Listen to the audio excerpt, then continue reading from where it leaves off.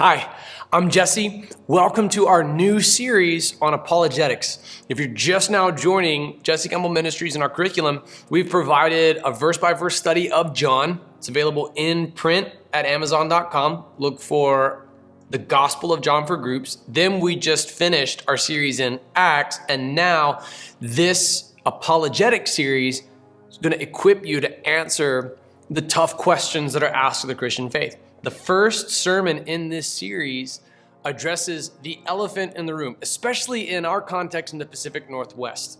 If I were to do an apologetics conference in the Deep South, I might open up with something dealing with scientific proofs of God and addressing some of the ethical implications of evolutionary theory when it's applied, stuff like that. And I'll bet that it would get a really good response. But that wouldn't fly here.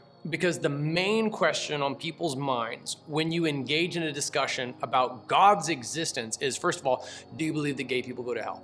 Now that is a total non sequitur, but it's just the most prominent question in our culture right now. It's the giant gatekeeper. It's the 5-ton gorilla in the corner of the room.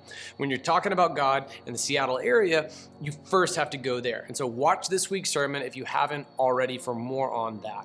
I want us to focus on this passage of 1 Peter throughout our devotions this week, because it's one of the clearest texts on why we as Christians should practice apologetics at all. Apologetics comes from apologia. It means you're giving a reasoned response. You're giving an answer, a reason for the hope that you have. Here's 1 Peter chapter 3, verse 13. Who then will harm you if you are devoted to what is good? But even if you should suffer for righteousness, you are blessed. Don't fear what they fear or be intimidated. But in your hearts, regard Christ the Lord as holy, ready at any time to give a defense to anyone who asks you for a reason for the hope that is in you. Aha, that's where this series title came from, Reason for Hope.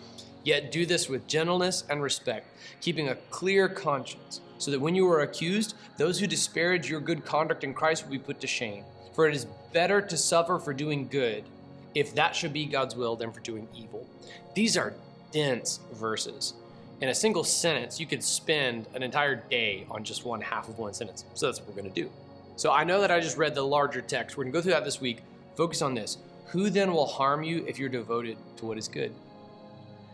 No one's going to harm you for practicing apologetic, Christian, because when you practice apologetics, you're doing a good thing.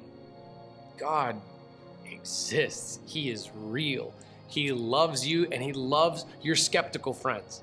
So it is a good thing to answer the questions they have. It is a good thing to give a defense of the gospel of Jesus Christ. It is a good thing. What harm could come to you for having done a good thing?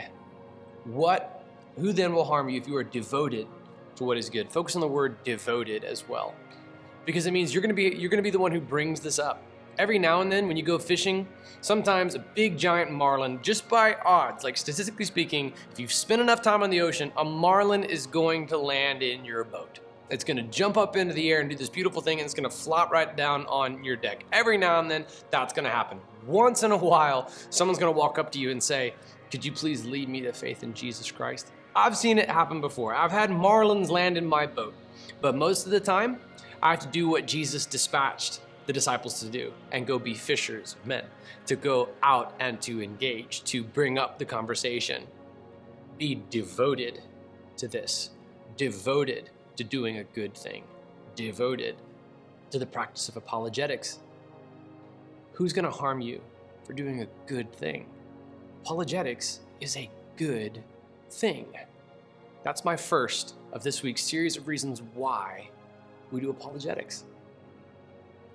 Watch God give you the reason for your hope, and then watch God give that same hope to the skeptics in your life who currently don't have it.